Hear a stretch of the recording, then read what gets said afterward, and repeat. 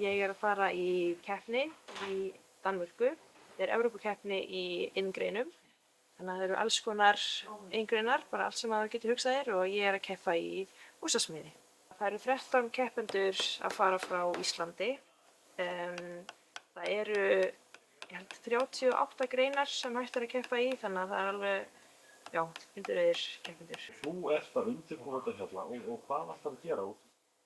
Ég er að fara að smíða, þetta er eitthvað svona bara eins og upp úr kofi eða þannig, með einhverju flóknu þaki. Þannig að ég er núna bara að æfa mig í því að smíða þetta og já, svo ætla ég bara að smíða svo mikið ég get þegar ég er úti.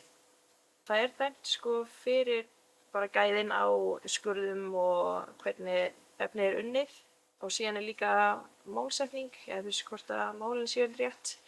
Og svo þetta er náttúrulega stuttur tími sem við höfum þannig að þetta er bara, maður verður svolítið að meta hversu mikið maður er að flýta sér og hversu mikið tíma maður setur í því að vanda sig af því maður þarf svona að gera bæði.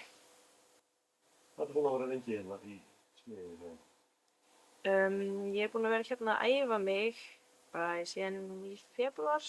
Ég er búin að vera eitthvað á og til hérna í skólanum. En já, ég var hérna í skóla í 2,5 ár að læra húsasmíði og ég útskrifaðist síðan í fyrra. Og hvað ætlarðu að gera í dag? Ég er núna að vinna hérna á Sauðárkróki á trésmiðjunni Borg og já, ég er bara að vinna og æfa mig.